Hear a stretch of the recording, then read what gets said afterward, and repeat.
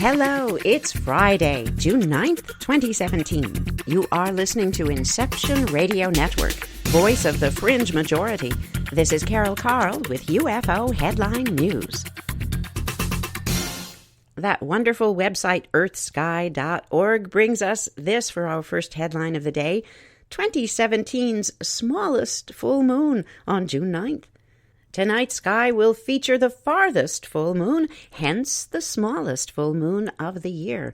We've heard it called the micro-moon or the mini-moon. That bright starlike object near tonight's moon isn't a true star, by the way. It's the planet Saturn. This full moon occurs less than 1 day after reaching that thing called lunar apogee, the moon's farthest point in its monthly orbit. The near alignment of a full moon and lunar apogee team up to give us the farthest and yet the smallest full moon of the year. 1 fortnight, in other words 2 weeks approximately, before this June 9th micro-moon, it was the closest new moon of the year. That happened May 25th. On that date, the new moon paired up quite closely with perigee, that moon's nearest point in its monthly orbit, and thus we had the closest new moon and supermoon of 2017. This year's farthest full moon, June 9th, tonight, lies some 30,000 miles, 50,000 kilometers further from Earth than did the year's closest new moon, May 25th. The micromoon, or mini-moon if you prefer, often returns about a month and 18 days later with every passing year, meaning that next year, 2018, the year's smallest full moon will come July 27th. And if you want to put a save this date on your 2019 calendar, the year's smallest full moon will fall September 14th. And then in 2020, the smallest full moon will occur on Halloween, October 31st. The micromoon, or mini-moon, frequently occurs in periods of 14 lunar months. In other words, 14 returns to full moon. That's a period of about a year and 48 days. The crest of the full moon's phase on June 9th comes at precisely 1310 Universal Time. And although the full moon occurs at the same instant all around the world, our clocks read very differently in those various time zones. You can find a chart and a graph that accompanies this at ufo-headline-news.com later, but if you just can't wait, we're pretty sure you can navigate the internet and check it out sooner. No matter where you live worldwide, look for the moon to appear plenty full on the night of June 9th. And as with any moon at the vicinity of full moon, it's going to light up the nighttime sky from early evening until dawn.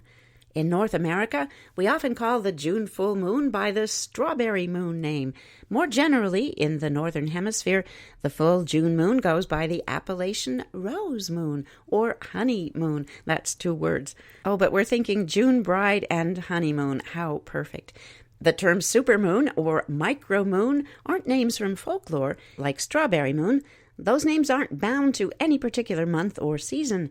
They're just modern terms to describe the year's largest and smallest, brightest and faintest moons. And the moon is going to look full for several days around this actual technical full moon time. Here's the bottom line.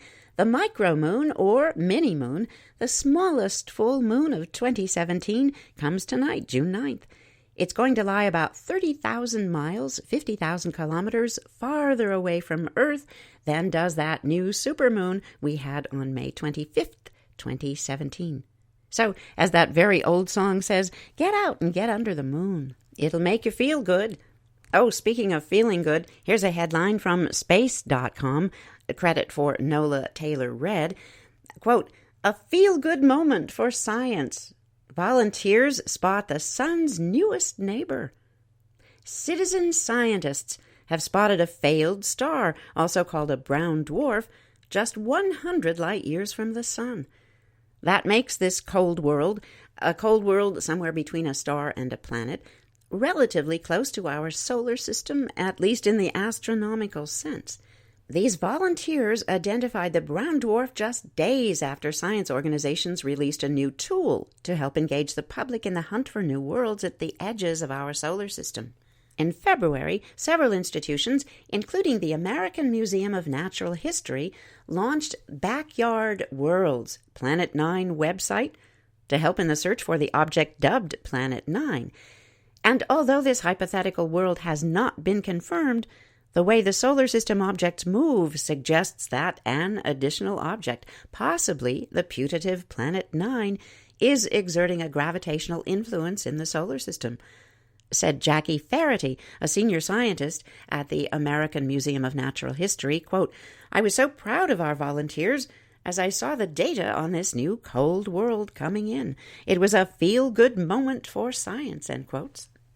Using the website, anybody can flip through images captured by NASA's World Field Infrared Survey Explorer, better known as WISE.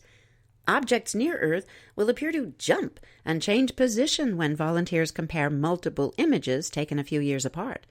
Since February, volunteers have classified more than 4 million so-called flip books of images. A similar, although less digital approach was used to discover Pluto back in the day. Only days after the website debuted, Bob Fletcher, a science teacher in Tasmania, flagged a very faint object moving across the WISE images. 3 other participants, located in Russia, Serbia, and the United States, also marked this as an interesting object. After the research team examined this object, which they originally called Bob's Dwarf, Faraday used NASA's infrared telescope facility in Hawaii to confirm this as a previously unseen brown dwarf. It lies about 110 light-years from the solar system. Of the thousands of stars within 100 light-years, most are dim red dwarfs, too cool to be spotted with the eye alone. Often failed stars, brown dwarfs, fall between the definitions of star and planet. Although they aren't massive enough to sustain nuclear fusion at their core, which is a requirement for stars, they glow in the infrared, whereas planets don't emit their own light except immediately after their birth. Understanding their characteristics can help researchers learn more about gas giants that lie beyond our solar system, said Jonathan Gage, a Backyard Worlds team member from the Carnegie Institution for Science. Quote, "Brown dwarfs are strikingly similar to Jupiter, so we study their atmospheres in order to look at what weather on other worlds might look like," end quotes. This research, which listed all 4 citizen scientists as co-authors, was published in the astrophysical journal Letters the month of May. In the meantime, the Backyard Worlds, that's uppercase B for backyard and uppercase W for worlds, research team will continue to hunt for the unseen Planet 9. Said Faraday, quote, "It's possible that there is a cold world closer than what we believe to be the closest star to the sun. Given enough time, I think our volunteers are going to help complete the map of our solar neighborhood," end quotes. That is the coolest. Citizen scientists and the Backyard Worlds. Look it up. There will be links for the internet information about this later at ufo-headline-news.com.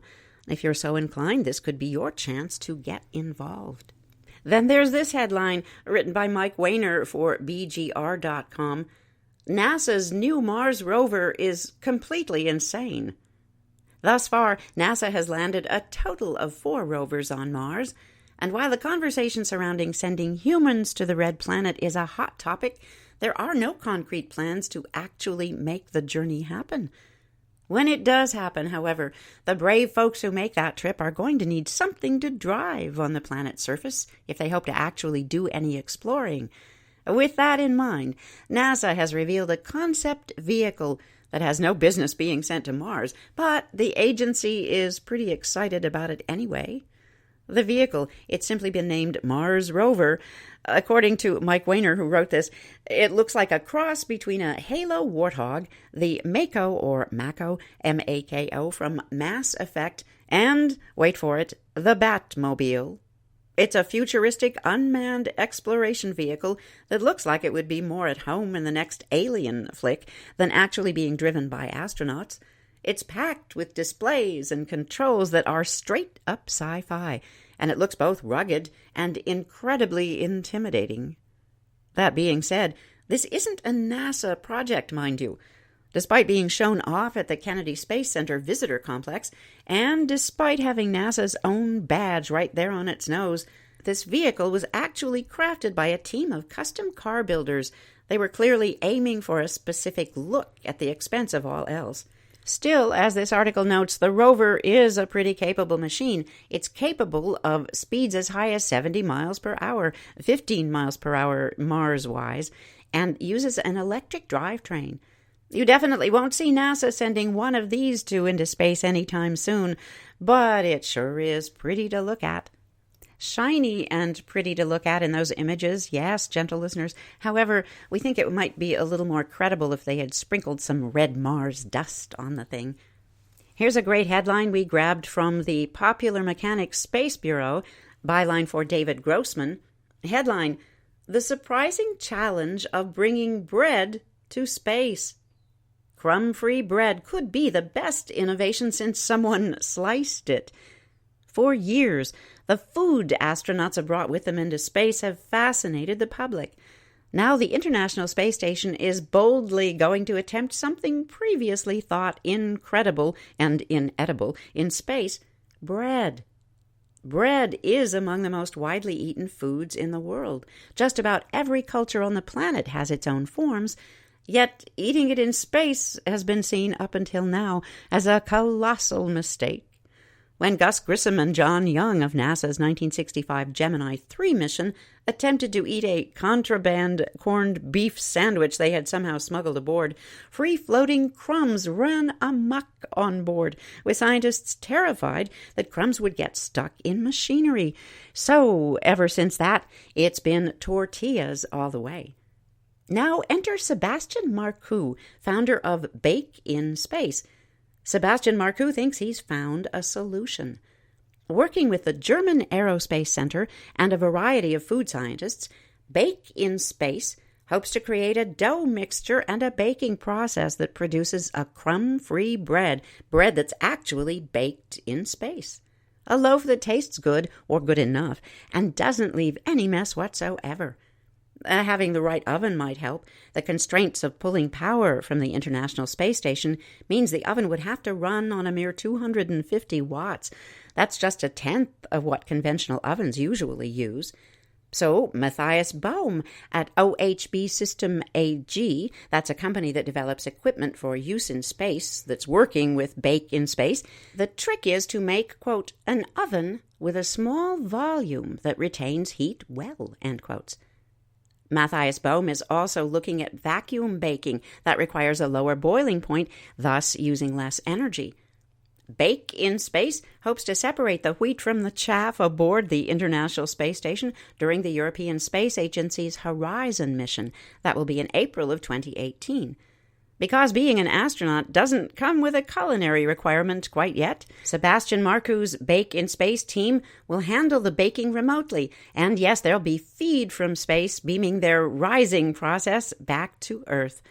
The dough will be pre-baked on Earth, and the team will attempt to turn it into sourdough. Oh, yummy. Now, can they toast that sourdough bread in space? That's the question. Let's beam on back down to planet Earth and take this article from the LondonEconomic.com. Headline, watch, yes, there's video, watch alleged UFO spotted in Bristol. There's bizarre video footage. It shows what one man believes to be an extraterrestrial visit from a, quote, enormous, end quotes, UFO over his street. 28-year-old Mike Westlake shot the mobile phone footage. It shows 3 large, bright lights in the shape of a flashing triangle in the same straight line throughout the sky. Quote, I've got a motorbike, so before I go to bed, I check and make sure the gate's shut, end quotes, he said. Quote, I pulled back the curtain to have a look and looked down and saw these lights blinking. I saw 3 lights and they were moving. I didn't know exactly what it was. I don't know if it was anything from outer space, but there was no noise with this, and it went from left to right. The size was enormous, end quotes. It's interesting footage. We watched it more than once. We just have to say, don't know.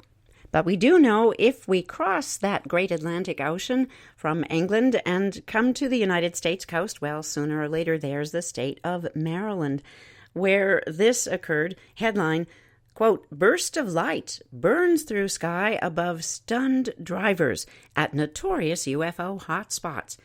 Zoe Druitt wrote this story, and ironically, we found it at the website dailystar.com.uk. Here's the story. The fireball was said to be so big it was visible in the skies above Maryland, Washington, D.C., and the state of Virginia. In the video clip, filmed from a driver's dashboard camera, the mysterious sphere lights up the sky as it rockets past.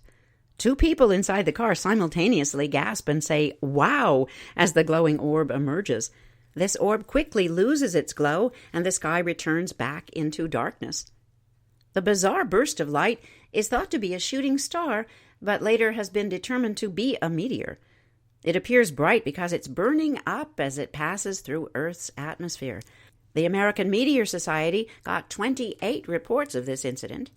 A writer here notes that if a fireball or a meteor reaches Earth's surface, then it's called a meteorite. But UFO hunters believe this isn't the first time the sky above Maryland's been visited by an unknown object. There were actually 6 UFO sightings reported in Maryland in the month of December alone, 4 more in January this year. The National UFO Reporting Center has actually totaled up 100 UFO sightings over the last year in that area. One of the most widely reported over picturesque Chesapeake Bay on the East Coast was said to be bright, burning lights speeding through the sky in a triangular shape. The witness reported in that case, quote, "It was very bright, pulsating, and moving at incredible speed. This was not an aircraft." From the state of Maryland, let's go south now to the state of Carolina, city of Anderson.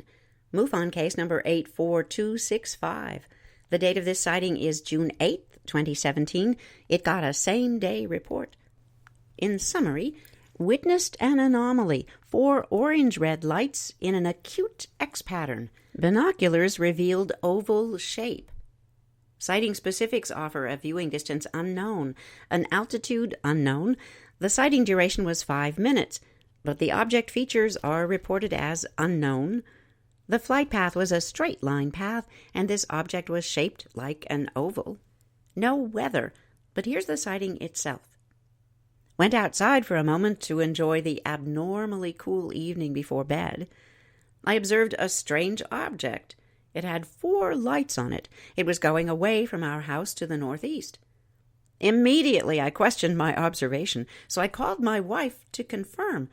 My glasses wouldn't work with binoculars, so my wife observed the craft as it descended below the neighbor's trees. I could only make out 4 distinct lights in a narrow X pattern, but she described an oval body of some sort that moved very slowly, descending towards the horizon. The evening was cloudy with a very low ceiling, so the craft was low, but it was still very visible. The lights did not flash. They were just 4 distinct orange-red lights. They gave off a solid glow, and they were moving very slowly. I feel that had I been just a few minutes earlier, this object would have been directly over my house. Just reporting in case other witnesses observe similar occurrence. Always wise, if you see something, say something, and in this case, say something to MUFON or to NewFork or to ufostalker.com. Here's an intriguing sighting from Parker, Colorado. MUFON issued it case number 84259 for purposes of tracking and identification. The date of this sighting is the 7th of June this year. It was reported the 8th of June. In summary, our witness says 3 circle discs flying in formation, then 1 broke off. Sighting specifics: viewing distance over 1 mile, altitude over 500 feet. Yes, there was cloud cover over Parker, Colorado. The sighting duration was 15 seconds. Object features: none. Object flight path: stationary, hovering, then path, straight line path, path with directional change, path, and then more hovering. And this object had a circular shape. At the time of this event, the maximum temperature was 83 degrees Fahrenheit, 28 degrees Celsius, minimum temperature 51 degrees Fahrenheit, 11 degrees Celsius. The visibility factors, 10 miles, 16 kilometers for the maximum, and at the time it was raining and thundering. Here's the report. This report was submitted to NewFork as well as MUFON. Occurred 6/7/2017, 4:45 p.m. Reported 6/8/2017. Posted location, Parker, Aurora, Colorado. Shape, 3 darker objects, each with lights. Duration, 5 to 10 minutes. 3 darker objects moving, spotted between approximately Parker and Aurora, Colorado, perhaps the Smoky Hill area. They were over the E470. Gentle listeners, it's noted here that there is video and screen captures available from someone in Parker and Franktown. They're not posted here. We'll keep our eyes open and post them when we can find them, if we can find them. The report goes on, every so often, these 3 darker objects would rotate and project a beam of light, perhaps 15 to 20 miles away from the viewer. Object spotted, perhaps 10 minutes total observation. Speculation the objects were there before the viewer spotted them initially. Objects initially appeared to be somehow connected. They were undulating together in the sky as if they were connected. But later, one of these objects broke pattern with the other 2 and did its own maneuver, and then returned to those other 2. Then all 3 of them continued maneuvers together. Due to this undulating pattern, it's not thought that this was just one object, such as a dark plane with 3 lights, since one did separate from the other 2 and later rejoin. The viewer has witnessed planes heading to or from Denver Airport, and the viewer knows the flight path over the east of Parker Road. Objects went higher in elevation and lower in elevation, east, west, north, and south. They moved further away and then went closer in, and they made several different patterns. Some patterns were looping, some were more block style.